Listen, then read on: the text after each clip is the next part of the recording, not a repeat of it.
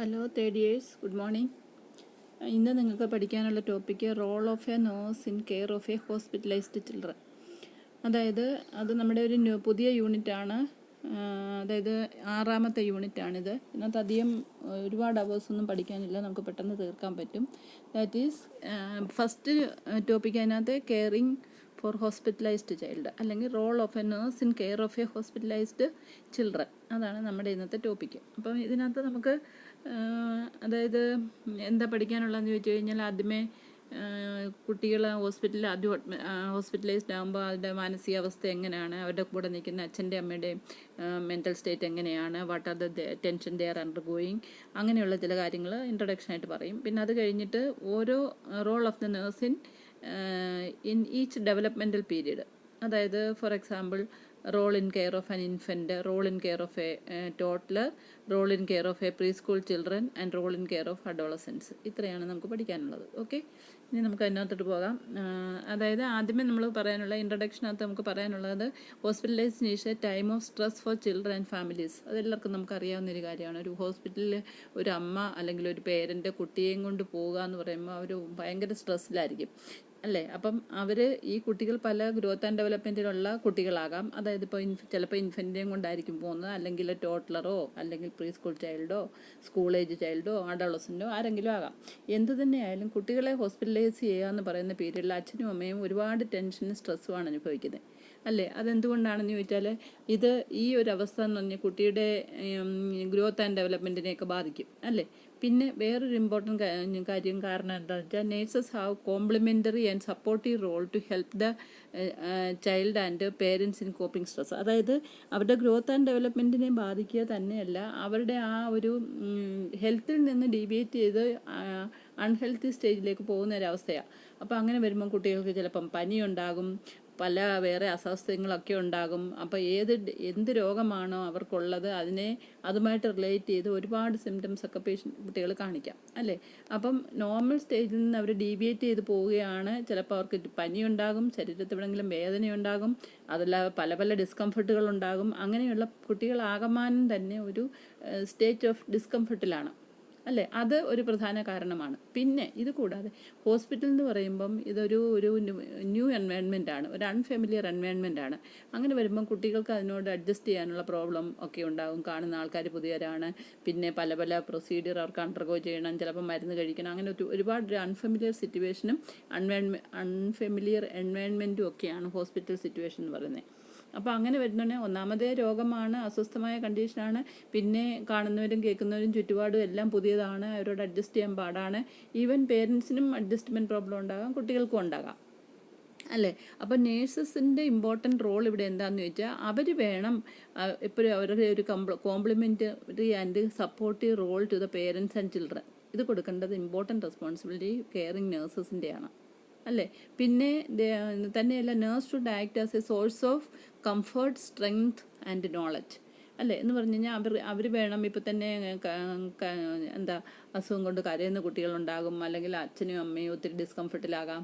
അല്ലെങ്കിൽ അങ്ങനെ വരുന്നുണ്ടെങ്കിൽ അവരെ ആശ്വസിപ്പിക്കുക, അല്ലെങ്കിൽ സമാശ്വസിപ്പിക്കുക, അവർക്ക് കംഫർട്ട് കൊടുക്കുക, അവർക്ക് സ്ട്രെങ്ത് കൊടുക്കുക. പിന്നെ പല പല കാര്യങ്ങളെപ്പറ്റി നോളജ് കൊടുക്കുക. നോളജ് എന്ന് പറഞ്ഞപ്പോൾ രോഗത്തെപ്പറ്റി പല കാര്യങ്ങളും അവർക്ക് അറിയത്തില്ലായിരിക്കും, അവർക്ക് പല സംശയങ്ങളും ഉണ്ടാകും, അവർക്ക് പല ആങ്സൈറ്റിയും ഉണ്ടാകും. ഇപ്പോൾ ഇതിനൊക്കെ ഒരു എക്സ്റ്റെൻറ്റ് വരെ സപ്പോർട്ട് കൊടുക്കുക എന്നുള്ളത് നേഴ്സിൻ്റെ ചുമതലയാണ്. That is why she should act as a source of comfort, strength and knowledge to them. തന്നെയല്ല, she should be a resource person also. Resource person എന്ന് പറഞ്ഞാൽ, ഇപ്പം ആശുപത്രിയിലെ കുട്ടിയെയും കൊണ്ട് അല്ലെങ്കിൽ രോഗിയെയും കൊണ്ട് പേരൻസ് വരുമ്പോഴോ ഒക്കെ അവർക്ക് പല പല കാര്യങ്ങളും സംശയങ്ങൾ കാണാം. എത്ര ദിവസം ഇവിടെ കിടക്കേണ്ടി വരും, ഒരുപക്ഷെ സ്കൂളിൽ പോകുന്ന കുട്ടിയെ കൊണ്ടായിരിക്കുമെന്ന് കുട്ടിയുടെ പഠിത്തത്തെ അത് ബാധിക്കുന്നുണ്ട്, ഒരുപക്ഷെ പരീക്ഷ വരുന്ന സമയം വല്ലതും ആയിരിക്കും. അങ്ങനെയൊക്കെ വരുന്നതുകൊണ്ട് ഒരുപാട് ചോദ്യങ്ങൾ പേരൻസിൻ്റെ അടുത്തുനിന്ന് വരും, ഈവൻ കുട്ടികളുടെ അടുത്തുനിന്നും വരും. അപ്പം അങ്ങനെയുള്ളപ്പോൾ അതിന് വേണ്ട രീതിയിൽ അതിനെ ഉൾക്കൊണ്ട് ആശ്വസിപ്പിക്കുന്നതിന് വേണ്ട രീതിയിൽ കറക്റ്റ് ഇൻഫർമേഷൻ കൊടുക്കാനുള്ള ഉത്തരവാദിത്വവും നഴ്സിൻ്റെയാണ്. മനസ്സിലായി? അതാണ് പറയുന്നത്, she should act as should give comfort, strength and knowledge എന്ന് പറയുന്നത് അതുകൊണ്ടാണ്. പിന്നെ വേറൊരു കാര്യം നമുക്ക് ചോദിക്കാം, ഇതല്ലാതെ തന്നെ വേറെ നോളജ് ഇപ്പോൾ തന്നെ ഒരു വാക്സിനേഷൻ എടുക്കുന്നതിനെ പറ്റി ചിലപ്പം പല സംശയമുള്ള അമ്മമാർ വന്ന് ചോദിക്കാം, കുട്ടികൾക്ക് ഏതൊക്കെ ഏജിലാണ് വാക്സിനേഷൻ എടുക്കേണ്ടത്. അങ്ങനെ ഈ അസുഖവുമായിട്ട് ബന്ധപ്പെട്ട പല പല കാര്യങ്ങളും പേരൻസ് വന്ന് ചോദിക്കാം. അപ്പോൾ അതിനൊക്കെ എന്ന് പറഞ്ഞാൽ ഒരു റിസോഴ്സ് പേഴ്സണായിട്ട് നിന്നുകൊണ്ട് അവരുടെ സംശയങ്ങൾക്കൊക്കെ ദൂരീകരിക്കുകയും അതിന് വേണ്ടിയുള്ള കറക്റ്റ് ആൻസർ കൊടുക്കുക, ഇതൊക്കെ നേഴ്സിൻ്റെ ഉത്തരവാദിത്തമാണ്. ഓക്കെ. പിന്നെ she should be aware of feelings of parents and children. അതായത് കുട്ടികളുടെ മനം അല്ലെങ്കിൽ കുട്ടികളുടെ അസുഖത്തെ പറ്റി മാത്രം അറിഞ്ഞാൽ പോരാ. നമ്മൾ എന്തെങ്കിലും ഒരു രോഗി വന്ന് കിടന്നാൽ 1-2 ഗുളിക ടാബ്ലറ്റ് കൊണ്ട് കൊടുക്കുക, ഇഞ്ചക്ഷൻ കൊടുക്കുക, അതോടെ മിണ്ടാതെ പോയി അവരോട് ഇതെല്ലാം അഡ്മിനിസ്ട്രേറ്ററിങ് പോരുക എന്നുള്ളതല്ല നേഴ്സിൻ്റെ ചുമതല. She should interact with the child, interact with the parents. അവരുടെ മനസ്സിലെ ബുദ്ധിമുട്ടും പ്രയാസങ്ങളും എന്താണെന്ന് ചോദിച്ചറിയണം. അവരുടെ ആ മനസ്സിലുള്ള വിഷമം എക്സ്പ്രസ് ചെയ്യാനുള്ള ചാൻസ് നഴ്സസ് എപ്പോഴും കൊടുക്കണം. എന്താണ് അവരുടെ പ്രശ്നങ്ങൾ, എന്താണ് വൈകാരികമായിട്ട് അവരുടെ സ്റ്റേജ് എങ്ങനെയാണ്, കുട്ടികളുടെ സ്റ്റേജ് എങ്ങനെയാണ്, പേരൻസിൻ്റെ സ്റ്റേജ് എങ്ങനെയാണ്, ഇതൊക്കെ അറിഞ്ഞ് കണ്ട് വേണം നേഴ്സ് അവരോട് ഇൻട്രാക്ട് ചെയ്യാൻ. മനസ്സിലായോ? അതാണ് പറഞ്ഞത്, she should be aware of the feelings of the parents and children. Then അടുത്തത്, she should be confident to develop the positive relationship with parents and children. അല്ലേ? ഇപ്പം നമുക്കറിയാം കുട്ടികൾക്കൊക്കെ എന്ന് വെച്ചാൽ ഒരു ഇഞ്ചക്ഷൻ കൊടുക്കണമെങ്കിൽ പെയിൻഫുൾ പ്രൊസീജിയർ ആണെന്ന് കുട്ടികൾക്കറിയാം. പക്ഷേ കൊടുത്തല്ലേ പറ്റൂ. നമുക്ക് കുട്ടിക്ക് വേദന എടുക്കുമെന്നും പറഞ്ഞൊരു നേഴ്സിന് ഇഞ്ചക്ഷൻ കൊടുക്കാതിരിക്കാൻ പറ്റില്ലല്ലോ. അപ്പോൾ അങ്ങനെ വരുമ്പം അതിൻ്റെ ആവശ്യകത അവർക്ക് പറഞ്ഞ് മനസ്സിലാക്കി അവരോട് അതിൻ്റെ നീഡ് എന്താണെന്ന് അറിഞ്ഞ് മനസ്സിലാക്കിയിട്ട് കുട്ടികളുടെ കോപ്പറേഷനോടുകൂടി അല്ലെങ്കിൽ അവരുടെ positive relationship with parents and children. മനസ്സിലായോ? അങ്ങനെ അവരുടെ കോൺഫിഡൻസ് കിട്ടണം, അവരുടെ ട്രസ്റ്റ് വർത്തിനെസ് നമ്മൾ പിടിച്ചു വാങ്ങണം. അതുപോലെ തന്നെ അവരുടെ പോസിറ്റീവ് റിലേഷൻഷിപ്പ്, അവരുടെ കൺസെൻറ്റ്, ഇഞ്ചക്ഷൻ കൊടുക്കണമെങ്കിലോ മെഡിസിൻ കൊടുക്കണമെങ്കിലോ അവരുടെ കൺസെൻറ്റ്, അതിൻ്റെ ആവശ്യകത എന്താണെന്ന് പറഞ്ഞ് ധരിപ്പിക്കണം. പിന്നെ അവരുടെ കോപ്പറേഷനോട് കൂടി മാത്രമേ ഒരു നേഴ്സിന് ഇഫക്റ്റീവ് നഴ്സിംഗ് കെയർ കുട്ടികൾക്ക് കൊടുക്കാൻ പറ്റൂ. അതുകൊണ്ടാണ് പറയുന്നത്, she should be aware of the feelings of the parents and children and she should be confident to develop a positive relationship with parents and children. മനസ്സിലായോ? പിന്നെ she should must recognise the anxiety and provide relief by listening to the complaints and showing concerned about them. അതായത് ഇപ്പം നമ്മൾ അവരോട് interact ചെയ്യുമ്പോൾ മാത്രമേ അവർക്ക് എത്രമാത്രം രോഗത്തെക്കുറിച്ച് ഉത്കണ്ഠയുണ്ട്, അവർക്ക് എത്രമാത്രം സംശയങ്ങളും കാര്യങ്ങളും ഉണ്ട്, ഇതൊക്കെ മനസ്സിലാകണമെങ്കിൽ നമ്മൾ അവരോട് പ്രോപ്പർലി ഇൻട്രാക്ട് ചെയ്യണം. ഓക്കെ. പിന്നെ അടുത്തത് ഇനിയും നമുക്ക് നോക്കാം. ഇത്രയാണ് പ്രധാനപ്പെട്ട എങ്ങനെയാണ് ഒരു ആശുപത്രിയിൽ വരുന്ന രോഗികളോട് നേഴ്സ് റോള് എങ്ങനെയൊക്കെ പെർഫോം ചെയ്യുന്നത് ഓവറോളായിട്ടുള്ള കാര്യം ഞാനിപ്പോൾ പറഞ്ഞു. ഇനിയിപ്പോൾ നമ്മൾ ഗ്രോത്ത് ആൻഡ് ഡെവലപ്മെൻറ്റ് വൈസ് ഓരോ ഡെവലപ്മെൻറ്റ് പീരീഡ് എടുത്ത് നമുക്ക് നോക്കാം. ആദ്യം ഇൻഫൻറ്റിനെ എടുക്കാം. അപ്പോൾ ഇൻഫൻറ്റ് എന്ന് പറയുമ്പോൾ നമുക്കറിയാമല്ലോ, ഫസ്റ്റ് 1 year ഓഫ് ഏജ് ആണ് അവരുടെ പീരീഡ് എന്ന് പറയുന്നത്, ഇൻഫൻസി എന്ന് പറയുന്നത്. അപ്പോൾ അവരുടെ കുട്ടികളെ അങ്ങനത്തെ കുട്ടികളെ കിട്ടുന്നെങ്കിൽ നമ്മൾ ഏതൊക്കെ ഇമ്പോർട്ടൻ്റ് ആണ് നമ്മുടെ റോളിനകത്ത് ചെയ്യേണ്ടത്. ഓക്കെ. അപ്പോൾ encourage the participation of parents in meeting the physical and emotional needs of children. അതിനകത്ത് അമ്മമാരുടെ റോള് വളരെയധികം ഇമ്പോർട്ടൻ്റ് ആണ്. അവർ പാർട്ടിസിപ്പേറ്റ് ചെയ്യണം. കാരണം കുട്ടിയെ നമ്മൾ വിളിച്ചാൽ അത് വരത്തില്ല. ചിലപ്പോൾ അതിന് ഒന്ന് ടച്ച് ചെയ്യാൻ തുടങ്ങിയാൽ തന്നെ അത് കരയാൻ തുടങ്ങും. അങ്ങനെയൊക്കെ വരുന്നുണ്ട്. എപ്പോഴും 100% പേരൻസിൻ്റെ പാർട്ടിസിപ്പേഷൻ അവിടെ വേണം. ഫോർ എക്സാമ്പിൾ, ഇപ്പം അത് ഒരു മുലപ്പാൽ കുടിക്കുന്ന കുട്ടിയായിരിക്കും. അപ്പോൾ ഫീഡിംഗ് എന്ന് പറയുന്നത് അമ്മയില്ലാതെ അതിന് എന്തായാലും ഫീഡിങ് നമുക്ക് കൊടുക്കാൻ പറ്റില്ലല്ലോ. അപ്പം അതിൻ്റെ അമ്മയുടെ കോപ്പറേഷൻ വേണം. അതിന് ബ്രസ്റ്റ് ഫീഡിങ്ങിനെ പറ്റി പല അറിയാൻ വയ്യാത്ത കാര്യങ്ങളുണ്ടെങ്കിൽ അവരുടെ ആ സംശയമൊക്കെ മാറ്റി കൊടുക്കണം. പ്രോപ്പർ ബ്രസ്റ്റ് ഫീഡിങ്ങിൻ്റെ ഇമ്പോർട്ടൻസ് എന്താണ്, അതെങ്ങനെയാണ് ചെയ്യേണ്ടത്, ഇങ്ങനെയുള്ള കാര്യങ്ങളൊക്കെ പല കെയറും പല ഇമ്പോർട്ടൻറ്റ്, അതായത് അവർ പാലിക്കേണ്ട പല ഇമ്പോർട്ടൻറ്റ് കാര്യങ്ങളൊക്കെ ഉണ്ട് ബ്രസ്റ്റ് ഫീഡിങ്ങിൽ. അതൊക്കെ അവർക്ക് പറഞ്ഞു കൊടുക്കുക. പിന്നെ അത് കഴിഞ്ഞിട്ട് വേറെ ഇമ്പോർട്ടൻ്റ് ആയിട്ടുള്ള ഇപ്പോൾ കുട്ടിക്ക് വേറെ ഏതെങ്കിലും ഫീഡും കൂടെ കൊടുക്കുന്നുണ്ടെങ്കിൽ അതെങ്ങനെയാണ് കൊടുക്കേണ്ടത്. അമ്മമാരില്ലാതെ തീർച്ചയായിട്ടും കുട്ടികളെ ഫീഡ് ചെയ്യാൻ ബുദ്ധിമുട്ടാണ്. അപ്പോൾ encourage the participation of parents in meeting physical and emotional needs of children. അല്ലേ? അപ്പോൾ തീർച്ചയായിട്ടും നേഴ്സ് അവിടെ ഉണ്ടാകണം, മെഡിസിൻ കൊടുക്കാനും എല്ലാ കാര്യങ്ങളും കെയർ കൊടുക്കാനും ഹെൽത്ത് കെയർ പ്രൊവൈഡഡ് ആയിട്ട് അവിടെ ഉണ്ടെങ്കിൽ പോലും അമ്മമാരുടെയും കൂടെ പാർട്ടിസിപ്പേഷൻ ഇല്ലാതെ ഇൻഫൻസിന് കെയർ കൊടുക്കാൻ നേഴ്സസിന് പറ്റത്തില്ല. അപ്പോൾ അതുകൊണ്ടാണ് പറയുന്നത് encourage the participation of parents in meeting the physical and emotional needs of children. ഇനി രണ്ടാമത്തെ, make them participate in the administration of medication, feeding, the infant and performing various procedures. ഇപ്പം ഫീഡിങ്ങിൻ്റെ കാര്യം ഞാൻ നേരത്തെ പറഞ്ഞു, ബ്രസ്റ്റ് ഫീഡ് ആകാം, ചിലപ്പോൾ സപ്ലിമെൻ്ററി ഫീഡിങ്ങോ എന്തെങ്കിലും ഉണ്ടാകാം. അതുകൂടാതെ മെഡിസിൻ കൊടുക്കുക, ആ ഒരു കാര്യത്തിലും അമ്മയുടെ സപ്പോർട്ട് ഇല്ലാതെ കൊടുക്കാൻ പറ്റത്തില്ല. അപ്പോൾ അങ്ങനെയുള്ളപ്പോൾ അമ്മയുടെ പാർട്ടിസിപ്പേഷൻ മെഡിസിൻ അഡ്മിനിസ്ട്രേഷനിലും വേണം. പിന്നെ പെർഫോമിങ് വേരിയസ് പ്രൊസീഡിയേഴ്സ്, അതായത് നമ്മൾ ഈ പറയുന്ന ആശുപത്രി രോഗികളെ കൊണ്ടുപോകുമ്പോൾ അവർക്ക് വേറെ പല പല പ്രൊസീഡിയറും അവർക്ക് അണ്ടർഗോ ചെയ്യേണ്ടി വരുമല്ലോ. അപ്പോൾ അതിനും ഒക്കെ അവരുടെ പേരൻസിൻ്റെ പാർട്ടിസിപ്പേഷൻ, പ്രത്യേകിച്ച് മദറിൻ്റെ പാർട്ടിസിപ്പേഷൻ എസെൻഷ്യലാണ്. ഓക്കെ. പിന്നെ help them to minimise the separation anxiety and prepare them for fast hospitalisation care. അതായത് help them to minimise separation anxiety, അതായത് അമ്മയിൽ നിന്ന് കുട്ടിയൊക്കെ വീട്ടിൽ നിന്ന് മാറി നിൽക്കുകയാണ്, അമ്മയിൽ നിന്ന് അച്ഛനിൽ നിന്ന് മാറി നിൽക്കുകയാണ്, അമ്മ മാത്രമേ കൂടെ ഉണ്ടാവൂ. അങ്ങനെ വരുമ്പം കുട്ടികൾക്ക് ചില ഏറ്റവും അടുത്ത ആൾക്കാർ കൂടെ ഇല്ലാത്തത് കൊണ്ട് അവർക്ക് ചില ഉത്കണ്ഠകളുണ്ടാകാം. അങ്ങനെയുള്ള കുട്ടികൾക്കും ആ ഒരു കാര്യം മാറ്റിയെടുക്കുന്നതിന് പേരൻസിനെ ഹെൽപ്പ് ചെയ്യണം. അതായത് help them to minimise the separation anxiety and prepare them four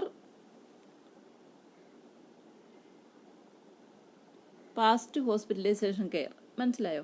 അപ്പോൾ അങ്ങനെ അതാണ് ഏറ്റവും ഇമ്പോർട്ടൻ്റ് ആയിട്ടുള്ള തിങ്. ഓക്കെ. അപ്പോൾ ഈ കെയർ, ഇൻഫൻറ്റിൻ്റെ കെയർ കൊടുക്കുന്നതിനകത്ത് നേഴ്സസിൻ്റെ റോളൊക്കെ മനസ്സിലായല്ലോ. ഓക്കെ. അതാണ് ഇപ്പം. ഇനി അടുത്തത് നമുക്ക് ടോട്ട്ലറിൻ്റെ കാര്യം എടുക്കാം. ടോട്ട്ലർ എന്ന് പറഞ്ഞാൽ നമുക്കറിയാം 1 വയസ്സ് കഴിഞ്ഞ് 3 വയസ്സ് വരെയുള്ള ഡ്യൂറേഷനുള്ള കുട്ടികളെയാണ് നമ്മൾ പറയുന്നത് ടോട്ട്ലർന്ന്. അപ്പോൾ ടോട്ട്ലർ എന്ന് പറയുന്നത് അവർ ഇൻഫൻസിനെ പോലെയല്ല, വളരെ ആക്റ്റീവാണ്, അവർ വളരെ ക്യൂരിയസ് എക്സ്പ്ലോററാണ്, ഒത്തിരി ടോക്കറ്റീവാണ്, ഒത്തിരി ആക്റ്റീവായിട്ടുള്ള ഒരു ഏജ് ഗ്രൂപ്പാണ് ടോട്ട്ലർ. ഇനി അവരുടെ കാര്യത്തിൽ വരുന്നുണ്ട് എന്തൊക്കെയാണ് ചെയ്യേണ്ടതെന്ന് ചോദിച്ചു കഴിഞ്ഞാൽ, care of toddler during hospitalisation എന്തൊക്കെയാണെന്ന്, the nurse should focus on preserving toddlers trust in parents. അതായത് കുട്ടികളുടെ അച്ഛനും അമ്മയിലും വിശ്വസ്തത ഉണ്ടാകുക എന്നുള്ള ഈ പറയുന്ന ടോട്ട്ലർ പീരീഡിലെ ഒരു ഇമ്പോർട്ടൻറ്റ് സൈക്കോളജിക്കൽ ഫിനോമിനാണ്. അപ്പോൾ അത് പ്രിസർവ് ചെയ്യാൻ വേണ്ടി, അതായത് preserving the toddlers trust in the parent very much important ആണ്. അപ്പോൾ അതിനുവേണ്ടി നേഴ്സസ് വേണ്ട സഹായങ്ങൾ ചെയ്യണം. പിന്നെ helping the child to express anger, അതായത് കുട്ടികൾക്ക് പലപ്പോഴും ആശുപത്രി വന്ന് കിടക്കുമ്പോൾ ഭയങ്കര ദേഷ്യമായിരിക്കും. കാരണം ഈ പറയുന്ന യൂണിഫോം ഇട്ട സിസ്റ്ററിനെയും അവർ ഇഞ്ചക്ഷൻ തരുമെന്നോ മെഡിസിൻ തരുമെന്നോ അവർക്ക് ഇഷ്ടമില്ലാത്ത ഒത്തിരി പ്രൊസീജിയർ ചെയ്യുമെന്നോ ഒക്കെ അറിയാം. അപ്പോൾ അത് കാണുന്നുണ്ടേ കുട്ടികൾക്ക് ദേഷ്യമാണ്. പിന്നെ തന്നെയല്ല, ഇതൊരു അൺഫെമിലിയർ എൻവയൺമെൻ്റ് ആണ്, അല്ലേ? അവർക്ക് വേണ്ട പോലെയല്ല ഓടിച്ചാടി കളിക്കാനും ഒന്നും പറ്റുന്നില്ല. അപ്പോൾ ആകമാനം അവർക്ക് ദേഷ്യമായിരിക്കും. പക്ഷേ ആ ദേഷ്യം അടക്കി വെക്കാൻ അലോ ചെയ്യാതെ കഴിയുന്നത്ര ദേഷ്യം എക്സ്പ്രസ് ചെയ്യാൻ ചാൻസ് കൊടുക്കണം, അല്ലേ? ഒത്തിരി ടെൻഷൻ ഉണ്ടാകാം, ഒത്തിരി ആങ്സൈറ്റി ഒക്കെ ഉള്ള പിള്ളേരാകാം. തന്നെയല്ല, അവരുടെ ആ ഒരു പെൻഡ് of emotions in the mind, അതായത് ദേഷ്യത്തിൽ കൂടെ ആയിരിക്കും അവർ പ്രകടമാക്കുന്നത്. അത് പ്രകടമാക്കാൻ അലോ ചെയ്യണം ടോട്ട്ലറിൻ്റെ കാര്യത്തിൽ. പിന്നെ helping the child to express anger എന്ന് പറഞ്ഞ് then encouraging the frequent visit of father to avoid deprivation of parental love. അതായത് ഇപ്പോൾ നമുക്കറിയാമല്ലോ, കുട്ടികളെ അഡ്മിറ്റ് ചെയ്യുമ്പോൾ ആരെങ്കിലും ഒരാളെയല്ലേ കൂടുതൽ കൂടെ നിർത്തത്തുള്ളൂ, അതെപ്പോഴും അമ്മയായിരിക്കും. അപ്പോൾ അങ്ങനെയുള്ളപ്പം ഫാദർ അങ്ങ് പോകും, വിസിറ്റിംഗ് ടൈമിൽ മാത്രമേ അവർ വരത്തുള്ളൂ. അപ്പോൾ അങ്ങനെ വരുന്നുണ്ട് കുട്ടികൾക്ക് അച്ഛൻ്റെ പരിഗണന, അച്ഛൻ്റെ സ്നേഹം ഇതൊക്കെ കുറച്ചേ കിട്ടത്തുള്ളൂ. ഇപ്പോൾ ഒരു പ്രാവശ്യം കുറച്ച് നേരം വന്നിട്ട് പെട്ടെന്ന് പോവുകയാണ്, അല്ലെങ്കിൽ അച്ഛൻ ജോലി ചെയ്യുന്ന ആളായിരിക്കും, വിസിറ്റിംഗ് ടൈമിൽ മാത്രം വന്നിട്ട് കുറച്ച് നേരം വന്നിട്ട് പെട്ടെന്ന് പോകും. അപ്പോൾ വീട്ടിലെ പോലെ എപ്പോഴും അച്ഛന് കുട്ടികൾക്ക് വേണ്ട പരിഗണന കൊടുക്കാനുള്ള സമയം കിട്ടത്തില്ല. And the child will be deprived of the life from the father. അപ്പോൾ അങ്ങനെയുള്ളപ്പം കൂടുതൽ സമയം വിസിറ്റിന് അലോ ചെയ്യണം. ഫാദർ വന്ന് ഒന്നിലധികം പ്രാവശ്യം കുട്ടികളെ ഒന്ന് കാണാനുള്ള സാധ്യത ഒരുക്കി കൊടുക്കണം. അതാണ് encouraging frequent visit of father to avoid deprivation of paternal love, അല്ലേ? അച്ഛൻ്റെയും അമ്മേൻ്റെയും സ്നേഹം ഒരുപോലെ കുട്ടികൾക്ക് കിട്ടണമെന്നാണ് നമ്മൾ പഠിപ്പിക്കുന്നതും. അപ്പോൾ അങ്ങനെ വരുമ്പം കുട്ടി ആശുപത്രിയിലാകുമ്പോൾ അച്ഛൻ വല്ലപ്പോഴും വന്ന് കാണുക, അല്ലെങ്കിൽ അച്ഛൻ്റെ പരിഗണന, സ്നേഹം, ലാളന ഇതൊന്നും കിട്ടാതെ പോകുന്നുണ്ടെങ്കിൽ അത് കുട്ടിയെ മാനസികമായിട്ട് അഫക്റ്റ് ചെയ്യാം. അപ്പോൾ അങ്ങനെയുള്ള സിറ്റുവേഷനിൽ അച്ഛൻ കൂടുതൽ സമയം വന്ന് കുട്ടിയെ കാണാനുള്ള ചാൻസ് കൊടുക്കുക. പിന്നെ allowing the toddler to play and to be physically active depending on the disease condition. അതായത് കുട്ടികൾക്ക് പ്ലേ എന്ന് പറയുന്ന ഒരു ഇമ്പോർട്ടൻറ്റ് ഡെവലപ്മെൻ്റൽ നീഡാണ്, അല്ലേ? അവരുടെ ഒരു സമയം ജസ്റ്റ് വേസ്റ്റ് ചെയ്യാൻ വേണ്ടി ചെയ്യുന്ന ഒരു ആക്ടിവിറ്റി അല്ല പ്ലേ എന്ന് പറയുന്നത്. പക്ഷേ it is A very important factor for growth and development of the child, especially mental development and all. അപ്പോൾ അങ്ങനെ വരുന്നുണ്ടെങ്കിൽ കുട്ടിക്ക് കളിക്കാനുള്ള അവസരം കൊടുക്കുക. പക്ഷേ ഒരു കാര്യം കൂടെ നോക്കണം, കുട്ടിയുടെ രോഗം എന്താണ് എന്ന് നോക്കിയിട്ട് അതിനനുസരണമായിട്ടുള്ള കളിയിൽ ഇൻവോൾവ് ചെയ്യാനേ അലോ ചെയ്യാവുള്ളൂ. ചിലപ്പോൾ ഒരു കുട്ടിക്ക് ഒത്തിരി ബെഡ് റെസ്റ്റ് വേണ്ട ഒരു കുട്ടിയാണ്, എന്തെങ്കിലും ഹാർട്ട് പ്രോബ്ലം ഉള്ളതാണ്, ബെഡ് റെസ്റ്റ് വേണ്ട കുട്ടിയാണ്, അങ്ങനെയുള്ളപ്പോൾ അതിന് എക്സർഷൻ ഒന്നും പാടില്ലായിരിക്കും. അപ്പോൾ ആ തരത്തിൽ അതുമായിട്ട് രോഗവുമായിട്ട് ബന്ധപ്പെടുത്തി മാത്രമേ കളി കുട്ടികൾക്ക് അലോ ചെയ്യാവുള്ളൂ. അല്ല ടോട്ടലി ഇഗ്നോർ ചെയ്ത് കളയരുത്, മനസ്സിലായോ?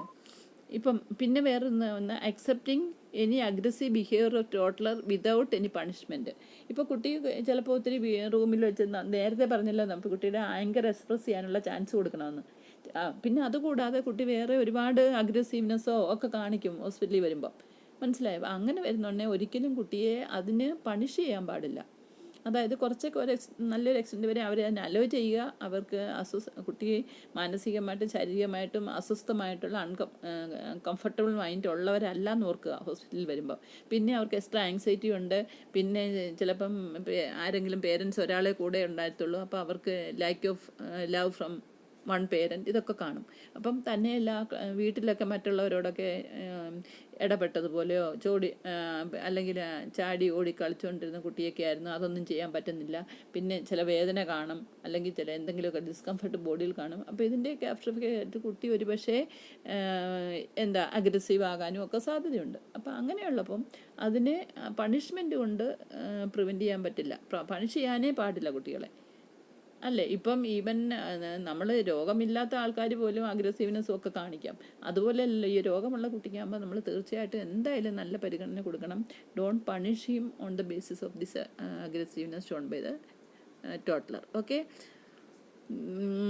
പിന്നെ helping the toddler to retain a sense of autonomy and security, thereby preventing regressive behaviour. അതായത് ഒരു എക്സ്റ്റെൻറ്റ് വരെ കുട്ടികൾക്ക് എപ്പോഴും ടോട്ട്ലറിനൊരു അവർക്ക് അവരുടെ ആ സെൻസ് ഓഫ് ഓട്ടോണോമി റിറ്റെയിൻ ചെയ്യാൻ ഭയങ്കര ഇഷ്ടമായിരിക്കും.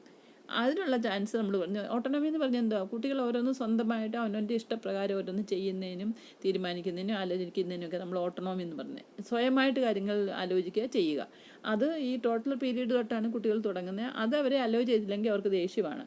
അപ്പോൾ കുട്ടിയുടെ രോഗത്തെ മുൻനിർത്തി ഒരു എക്സ്റ്റെൻറ്റ് വരെ ഈ ഓട്ടോണോമസ് ബിഹേവിയർ നമ്മൾ ചെയ്യാൻ അലോ ചെയ്യാം. That is there by toddler to helping the toddler to retain a sense of autonomy and security, thereby preventing the regressive behavior. അല്ലെങ്കിൽ അവർ റിഗ്രസ്ഡ് ആയി പോവും, മനസ്സിലായോ? അതുകൊണ്ടാണ് പറയുന്നത് അവരെ അലോ ചെയ്യണം. ഇനി പ്രീ സ്കൂളറിൻ്റെ കാര്യം നോക്കാം. അവിടെ എന്തൊക്കെ റോളാണ് നേഴ്സസ് ഉള്ളതെന്ന് ചോദിച്ചാൽ, അവർ കുറേ കൂടെ പ്രായമായ കുട്ടികളാണല്ലോ. 3 വയസ്സ് കഴിഞ്ഞ് ഒരു 6 വയസ്സ് വരെ, അല്ലെങ്കിൽ അവർ ആ പ്രീ സ്കൂൾ ടൈമിലുള്ള കുട്ടികളെ നമ്മൾ പ്രീ സ്കൂളർ ചൈൽഡ് എന്ന് പറയുന്നത്. അപ്പോൾ അങ്ങനെ വരുന്നുണ്ട്. Minimise the stress of separation by providing parental presence and participation in care. അതായത് കുട്ടികൾ ഒരിക്കലും അച്ഛനെയും അമ്മയിൽ നിന്ന് മാറി നിൽക്കാൻ 100% മാറി നിൽക്കുമ്പോൾ അവർക്ക് ഒത്തിരി മാനസികമായ പ്രശ്നങ്ങളുണ്ടാകും. അപ്പം ഞാൻ മുമ്പേ പറഞ്ഞല്ലോ, ആരെങ്കിലും ഒരു പേരൻ്റേ ചിലപ്പോൾ കാണത്തുള്ളൂ. അതായത് മെയിൻലി അമ്മമാരാണ്. പക്ഷേ ചില കണ്ടീഷൻസിലൊക്കെ എന്തെങ്കിലും അമ്മയ്ക്ക് വീട്ടിൽ എന്തെങ്കിലും അത്യാവശ്യത്തിന് വേണം അച്ഛനെ നിർത്തിയിട്ട് പോവുകയാണ്, അങ്ങനെ ആകാം, മനസ്സിലായോ? പക്ഷേ ആരാണോ കൂടുതൽ പേരൻ്റ് നിൽക്കുന്നത് അപ്പോൾ മറ്റേ പേരൻറ്റിനെ അവർക്ക് മിസ്സാകും, അല്ലേ? അപ്പോൾ അങ്ങനെയുള്ളപ്പോഴും സെപ്പറേഷൻ ആങ്സൈറ്റി ഉണ്ടാകാനുള്ള സാധ്യത കൂടുതലുണ്ട്. അപ്പോൾ അതുകൊണ്ട് അത് മിനിമൈസ് ചെയ്യാനുള്ള സംവിധാനങ്ങളൊക്കെ ഉണ്ടാകണം. അതായത് അമ്മ ഒരുപാട് നേരം മാറി നിൽക്കാതിരിക്കുക, അല്ലെങ്കിൽ അച്ഛൻ കൂടുതലുണ്ടെങ്കിൽ പോലും അമ്മയുടെ ആബ്സെൻസ് കുട്ടിക്ക് ഫീൽ ചെയ്യും. അപ്പോൾ അങ്ങനെയുള്ളപ്പോൾ അമ്മയോട് കഴിയുന്നത്ര നേരം ഇങ്ങനെ എത്തണം എന്നുള്ള ഒരു കാര്യം പറഞ്ഞ് ബോധിപ്പിച്ചിട്ട് മാത്രമേ മാറി നിൽക്കാൻ, കുറച്ച് നേരത്തേക്കാണെങ്കിൽ പോലും മാറി നിൽക്കാൻ അലോ ചെയ്യാവുള്ളൂ. പിന്നെ അമ്മ എപ്പോഴും കൂടെ ഉണ്ട്, ഫാദറാണ് കൂടെ ഇല്ലെങ്കിൽ വിസിറ്റിംഗ് ടൈമിൽ മാത്രം ദിവസത്തിലൊരിക്കൽ മാത്രമേ വരുള്ളെങ്കിൽ അതും കുട്ടികൾക്ക് കൂടുതൽ ആങ്സൈറ്റി ഉണ്ടാകാം. അതുകൊണ്ട് കൂടുതൽ പ്രാവശ്യം വന്ന് കുട്ടിയെ വിസിറ്റ് ചെയ്യാൻ പറയണം. ഓക്കെ.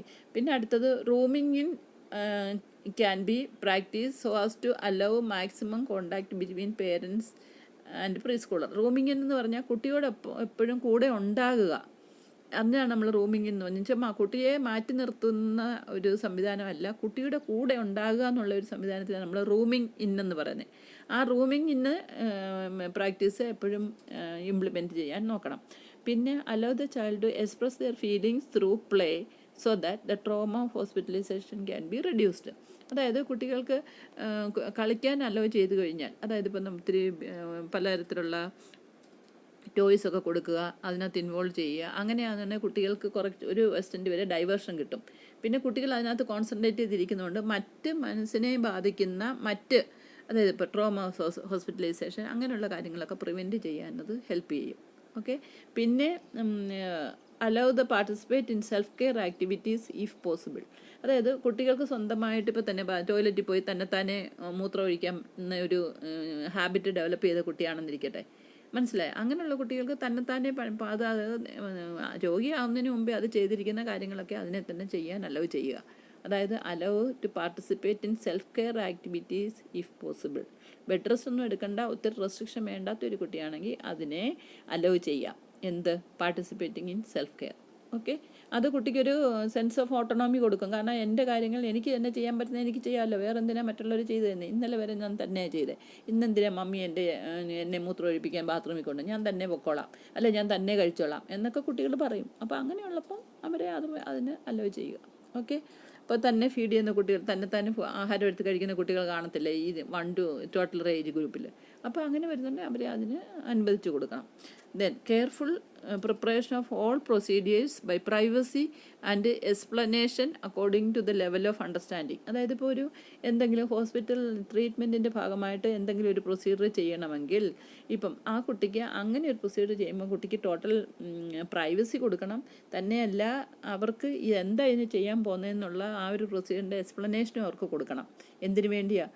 അതായത് അവർക്കല്ലെങ്കിൽ ഒത്തിരി ആങ്സൈറ്റി ആകും, ഒരുപാട് അവർ കരയാൻ തുടങ്ങും, ഇതെന്തോ എന്നെ ചെയ്യാൻ പോകുന്നത് അങ്ങനെയൊക്കെ പറഞ്ഞുകൊണ്ട് അവർ കുറേ കൂടെ കൂടുതൽ ആങ്ഷ്യസ് ആകാം. അപ്പോൾ അങ്ങനെയുള്ളപ്പം അവർക്ക് എന്ത് ചെയ്യാൻ പോവാണ്, അതിന് എന്തിനാണ് ചെയ്യുന്നതെന്നുള്ളതെന്ന് അവർക്ക് മനസ്സിലാകുന്ന ഭാഷയിൽ കൂടെ പറഞ്ഞു കൊടുക്കണം. തന്നെയല്ല അവർക്ക് പ്രൈവസിയും പ്രൊവൈഡ് ചെയ്യണം. മനസ്സിലായോ? Then not blame the child for his illness and hospitalisation.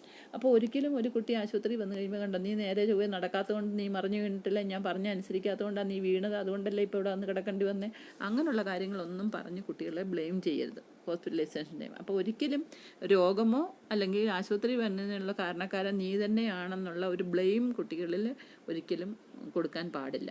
Okay. അതൊരു ഇമ്പോർട്ടൻറ്റ് റോളാണ് നഴ്സസിൻ്റെ ഹെൽത്ത് കെയർ പ്രൊവൈഡർ എന്നുള്ള രീതിയിൽ നേഴ്സ് ബിഹേവ് ചെയ്യുമ്പോൾ. ഓക്കെ. പിന്നെ ഇനിയും സ്കൂൾ ഏജ് കുട്ടികളുടെ കാര്യം എടുത്തു കഴിഞ്ഞാൽ, സ്കൂൾ ഏജ് കുട്ടികൾ കുറേ കൂടെ പ്രായമുള്ളവരാണ്. അപ്പോൾ അങ്ങനെ വരുന്നുണ്ടെങ്കിൽ അവരുടെ school age children view hospitalisation as a punishment for them and the immobilisation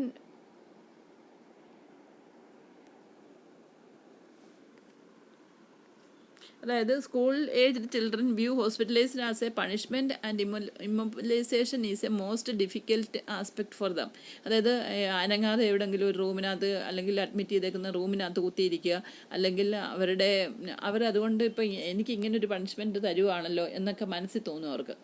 കാരണം എന്നുവെച്ചാൽ അവർ റെസ്ട്രിക്റ്റഡ് അല്ലേ, അതുകൊണ്ട്. അപ്പോൾ അങ്ങനെ വരുന്നുണ്ടെങ്കിൽ അങ്ങനെയുള്ള കുട്ടികൾക്ക് ആ ഫീലിംഗ് മാറ്റാൻ വേണ്ടി അവർ TV കാണാൻ അനുവദിക്കാം, പിന്നെ ബുക്ക് കൊടുത്ത് അതൊക്കെ വായിക്കാൻ അനുവദിക്കാം, അല്ലെങ്കിൽ അവരുടെ ബോർഡം മാറാനുള്ള ഇൻസൈഡ് ചെയ്യുന്ന ചെറിയ ചെറിയ നമ്മൾ പറഞ്ഞില്ലേ ക്യാരംസ് ബോർഡോ അല്ലെങ്കിൽ ഈ ചെസ് കളിക്കുക, ഇങ്ങനെയുള്ള ചെറിയ ചെറിയ കാര്യങ്ങൾ അവരുടെ ബോർഡം മാറാനുള്ള ചില ആക്ടിവിറ്റീസ് അവർക്ക് പ്രൊവൈഡ് ചെയ്യാം. പിന്നെ ഒരു കാര്യം, as their age group have a developed a sense of modesty this should be considered while giving physical care to them.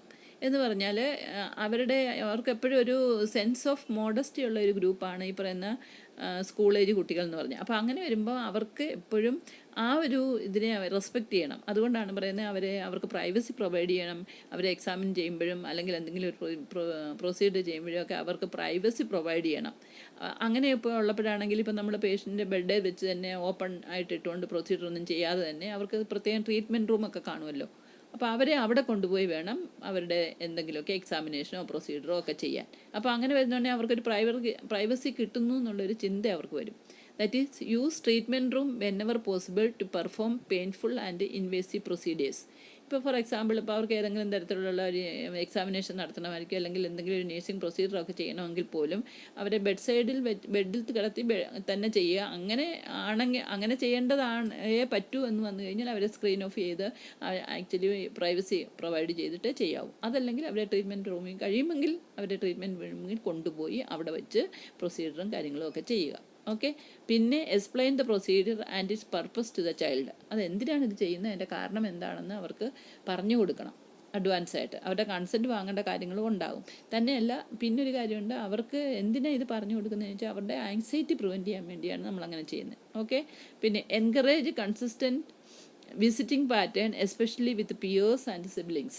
അതായത് ഈ കുട്ടികൾക്ക് എപ്പോഴും അവരുടെ ഏജ് ഗ്രൂപ്പിലുള്ളവരെ ഒക്കെ മിസ് ചെയ്യും. അപ്പോൾ അങ്ങനെ വരുന്നുണ്ടെങ്കിൽ അവരുടെ വീട്ടിലുള്ള സഹോദരങ്ങൾ വന്ന് കാണുന്നതിനും അതുപോലെ തന്നെ ഫ്രണ്ട്സ് അവരൊക്കെ വന്ന് അവരെ വിസിറ്റ് ചെയ്യുന്നതിന് എൻകറേജ് ചെയ്യണം. കാരണം നമുക്കറിയാമല്ലോ എപ്പോഴും ഈ ഒരു പെർട്ടിക്കുലർ ഏജ് ഗ്രൂപ്പിലുള്ള കുട്ടികൾക്ക് പിയർ ഗ്രൂപ്പുമായിട്ട് അവർക്ക് കൂടുതൽ കണക്ഷൻ. അതുപോലെ തന്നെ അവരുടെ ഏജ് ഗ്രൂപ്പിലുള്ള അവരുടെ തരക്കാരുമായിട്ട്, അതായത് തരക്കാർ അവരുടെ റിലേറ്റീവ്സ് ആ ഏജ് ഗ്രൂപ്പിലുള്ള അവരുടെ അല്ലെങ്കിൽ അവരുടെ സിബ്ലിങ്സ് ഒക്കെയാണ് വന്ന് കാണുന്നത് അവർക്ക് കൂടുതൽ ഇഷ്ടം. അപ്പോൾ അങ്ങനെയുള്ളവരുടെ വിസിറ്റ് എൻകറേജ് ചെയ്യണം. അതാണ് encourage consistent visiting pattern especially with peers and siblings. Okay. അപ്പോൾ ഇത്രയും കാര്യങ്ങളാണ് nurses as a health care provider ഒരു സ്കൂൾ ഏജ് ചൈൽഡിൻ്റെ കാര്യത്തിൽ ശ്രദ്ധിക്കേണ്ടത്, അവരെ ഹോസ്പിറ്റലിൽ ആകുമ്പോൾ ശ്രദ്ധിക്കേണ്ടത്. ഇനി നമുക്ക് അഡോളസൻസിൻ്റെ കാര്യം എടുക്കാം. അഡോളസൻസിൻ്റെ കാര്യം എടുക്കുമ്പം ഇതും എഗെയിൻ ഈ ഏജ് ഗ്രൂപ്പ് ഇച്ചിരൂടെ മുതിർന്നവരാണ്. അവരുടെ സ്കൂൾ ഏജ് ആണെങ്കിൽ പോലും കുറേ കൂടെ ഹൈസ്കൂളിലുള്ളവരും ഒക്കെ ആയിരിക്കും അവർ. അങ്ങനെ വരുന്നുണ്ടെങ്കിൽ here the role includes mainly understanding the emotional impact of illness. അതായത് അവർക്ക് രോഗം വന്നു എന്ന് പറയുമ്പോൾ അവർക്ക് ഭയങ്കര ആങ്സൈറ്റിയും പേടിയൊക്കെ ആയിരിക്കും. കാരണം അവർക്ക് ഇച്ചിരി ചെറിയ കുട്ടികൾക്ക് വലിയ രോഗമെന്ന് പറഞ്ഞാൽ അവർക്ക് അതിനെപ്പറ്റി വലിയ ബോധമൊന്നുമില്ല.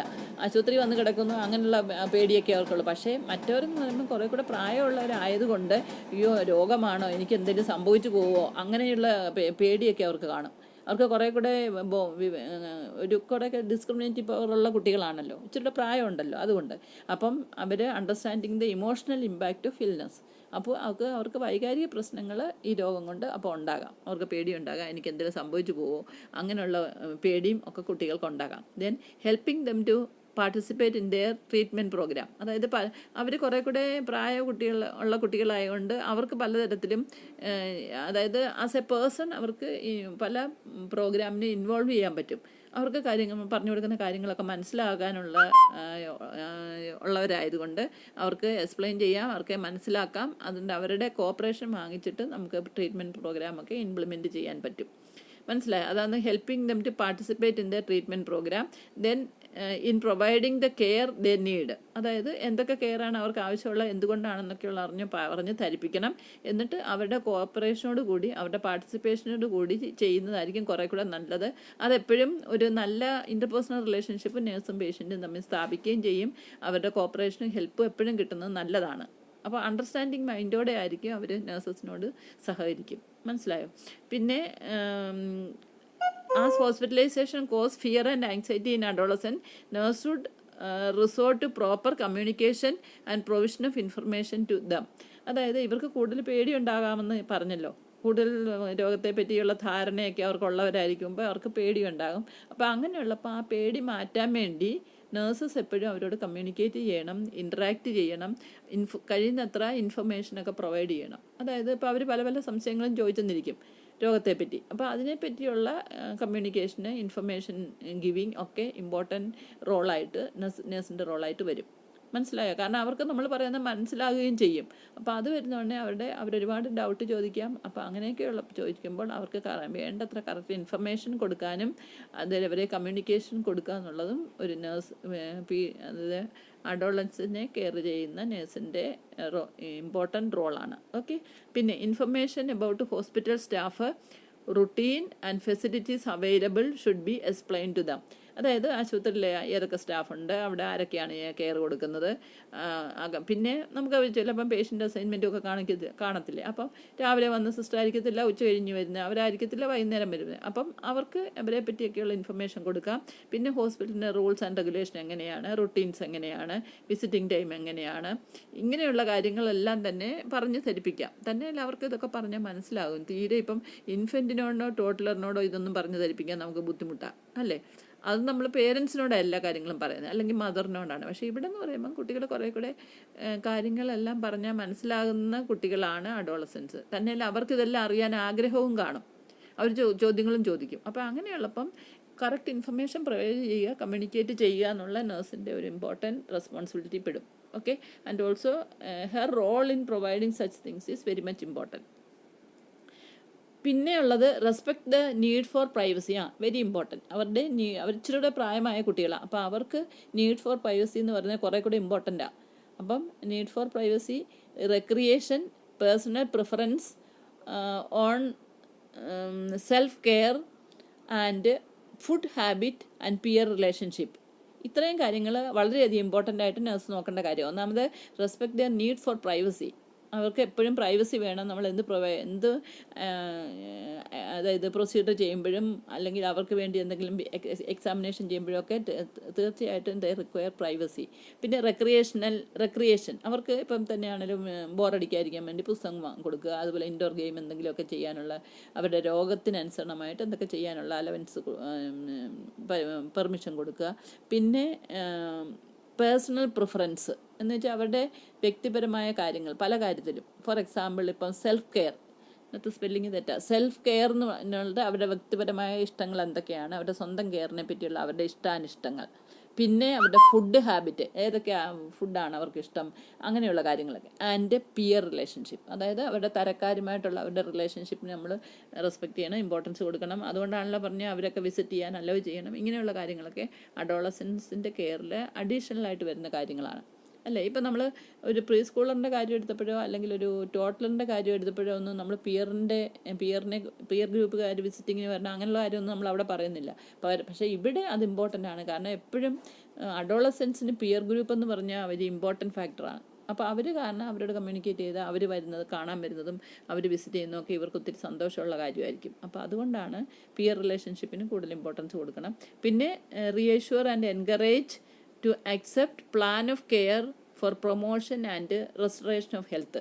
അതായത് അവരെ തന്നെ എല്ലാ കാര്യങ്ങളിലും പാർട്ടിസിപ്പേറ്റ് ചെയ്യിക്കുക. അതായത് കെയർ പ്ലാൻ ചെയ്യുന്ന കാര്യത്തിൽ, ഫോർ എക്സാമ്പിൾ ഇപ്പോൾ ഡിസ്ചാർജ് ചെയ്യുന്നത് എന്നാണ്, ഡോക്ടർ ഡിസ്ചാർജ് ചെയ്യുമ്പോൾ വീട്ടിൽ പോകുമ്പം പിന്നെ അത് കഴിഞ്ഞ് എന്തൊക്കെ കാര്യങ്ങൾ വീട്ടിൽ ചെന്ന് പരിപാലിക്കണം, മെഡിസിൻ എങ്ങനെയൊക്കെ കഴിക്കണം, അത് കഴിഞ്ഞ് പിന്നെ ഫോളോ അപ്പിന് എങ്ങനെ വരണം, ഇങ്ങനെ ഒരുപാട് കാര്യങ്ങൾ നമുക്ക് അവരോട് പറഞ്ഞ് ധരിപ്പിക്കാൻ പറ്റും.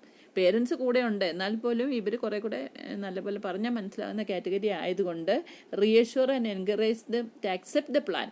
അതായത് ഡിസ്ചാർജ് ചെയ്ത് കഴിയുമ്പോൾ എന്തൊക്കെയാണ് ചെയ്യേണ്ടത്. ചിലപ്പം ഒരു കുട്ടി ട്രീറ്റ്മെൻറ്റിന് വന്നേക്കുക, അപ്പോൾ ഡോക്ടർ പറയുകയാണ് ഇനിയിപ്പം തൽക്കാലം മെഡിസിനൊക്കെ ആയിട്ട് വീട്ടിൽ പോയി ഇനിയിപ്പോൾ സ്കൂള് അടയ്ക്കുന്ന സമയത്തോ, ഇപ്പോൾ ഒരു ഇലക്റ്റീവ് സർജറി ആണെങ്കിൽ അല്ലെങ്കിൽ ഏതെങ്കിലും വെക്കേഷൻ വരുമ്പോഴോ ലീവ് കിട്ടുമ്പോഴോ ഒക്കെ വന്നാൽ മതി. അങ്ങനെ വരുമ്പോൾ കുട്ടികളുടെയും കൂടെ അവർ സജഷനോ അല്ലെങ്കിൽ കൂടുതലും അവരുടെ ലൈക്നെസ്സും ഒക്കെ ഡോക്ടേഴ്സ് ചോദിക്കാറുണ്ട്. ഇലക്റ്റീവ് സർജറി ഒക്കെയാണ് നടത്തുന്നത്, ഇലക്ട്രിക് ട്രീറ്റ്മെൻറ്റ് നടത്തുമെങ്കിൽ കുറച്ച് മാറ്റി വെക്കാവുന്നതാണ് അവരുടെ ട്രീറ്റ്മെൻറ്റ് എങ്കിൽ ആ സമയം നോക്കി അവരുടെ പെർമിഷനോ അവരുടെ ഇഷ്ടമൊക്കെ അനുസരിച്ച് ചെയ്യാം. അതാണ് പറയുന്നത് reassure and encourage accept the plan of care for promotion and restoration of health. അപ്പോൾ ഇത്രയാണ് അഡോളസൻസിൻ്റെ കാര്യത്തിൽ as a health care provider nurse പരിപാലിക്കേണ്ട കാര്യങ്ങൾ. ഓക്കെ, അപ്പം ഇന്ന് നമ്മൾ ഇപ്പം എന്തൊക്കെയാണ് role of the nurse in the care of a hospitalised children എന്നുള്ളതാണ് നമ്മൾ പഠിച്ചത്.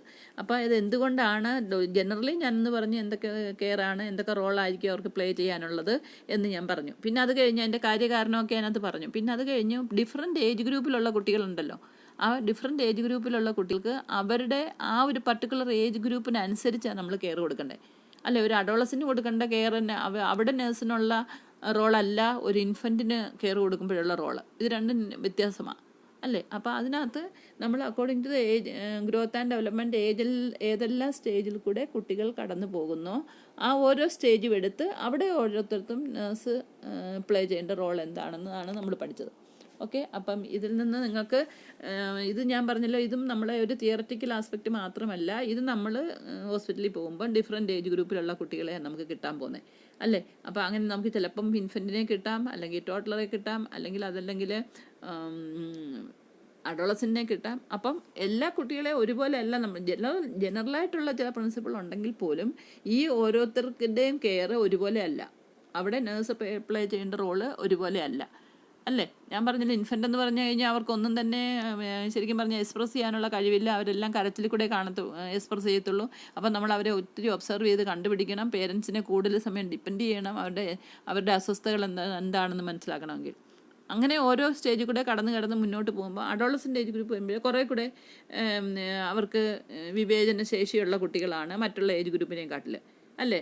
ദേ knows what is right what is wrong to a greater extent. അപ്പോൾ അവർക്ക് പല പല കാര്യങ്ങൾ പറഞ്ഞ് മനസ്സിലാക്കി കൊടുക്കാൻ നമുക്ക് പറ്റും, അല്ലേ? അപ്പോൾ അതിൽ നിന്ന് നമുക്ക് മനസ്സിലാക്കേണ്ട ഒരു കാര്യം, ഡിഫറെൻറ്റ് ഗ്രോത്ത് ആൻഡ് ഡെവലപ്മെൻറ്റ് സ്റ്റേജിലുള്ള കുട്ടികൾ ഡിഫറെൻ്റ് ആയിട്ടാണ് നമ്മളോട് ബിഹേവ് ചെയ്യുന്നത്, അല്ലേ? അപ്പോൾ അവരുടെ ഡിസീസ് മാനിഫെസ്റ്റേഷനും ഡിഫറെൻ്റ് ആയിരിക്കും. തന്നെയല്ല അവരുടെ ആറ്റിറ്റ്യൂഡ് ടുവേഴ്സ് ദി ഇൽനെസ്സും ഡിഫറെൻ്റ് ആയിരിക്കും, അല്ലേ? അപ്പോൾ അങ്ങനെ വരുന്നുണ്ടേ ഒരു കുട്ടി ഇങ്ങോട്ട് കാണിക്കുന്ന ബിഹേവിയറിനനുസരിച്ച് തിരിച്ചായിരിക്കണമല്ലോ നേഴ്സസിൻ്റെ റെസ്പോൺസ് തീർച്ചയായിട്ടും, അല്ലേ? അവരെ എങ്ങനെ അംഗീകരിക്കണം, എങ്ങനെ അവരെ കൺസിഡർ ചെയ്യണം, എങ്ങനെ അവരെ പരിപാലിക്കണം, ഇതെല്ലാം അവരുടെ ഏജ് ഗ്രൂപ്പിനെയും ഗ്രോത്ത് ആൻഡ് ഡെവലപ്മെൻറ്റിനെയും ഡിപ്പെൻഡ് ചെയ്യുന്ന ഒരു കാര്യമാണ്. അപ്പം ഗ്രോത്ത് ആൻഡ് ഡെവലപ്മെൻറ്റ് നല്ലപോലെ അറിയാവുന്ന നഴ്സസ്, അല്ലേ? Paediatric nurses. അപ്പോൾ അതിനനുസരിച്ച് അവരുടെ നീഡ് എന്താണെന്ന് അവർ തീർച്ചയായിട്ടും അസസ് ചെയ്യാൻ അവർക്കറിയായിരിക്കും. അപ്പം നേഴ്സിംഗ് കെയർ ഉണ്ടാകുമ്പോഴും അവരുടെ ആ ഗ്രോത്ത് ആൻഡ് ഡെവലപ്മെൻറ്റിനെ ഡിപ്പെൻഡ് ചെയ്ത് ആണ് നമ്മൾ കെയർ പ്ലാൻ ഉണ്ടാക്കുന്നത്. അങ്ങനെ വരുമ്പോൾ nurse of the role in different developmental period will vary. അതാണ് നമ്മളിപ്പോൾ പഠിച്ചത്. ഓക്കെ, അപ്പം ഇത് പ്രാക്ടിക്കൽ ഇമ്പോർട്ടൻസ് ഉള്ള ഒരു ടോപ്പിക്കാണെന്നുള്ളത് മനസ്സിലാക്കി അതിനനുസരിച്ച് വേണം പ്രവർത്തിക്കാൻ. ഓക്കെ, കെയർ കൊടുക്കാൻ പോകുമ്പോൾ, ഹോസ്പിറ്റലിൽ പോകുമ്പോൾ.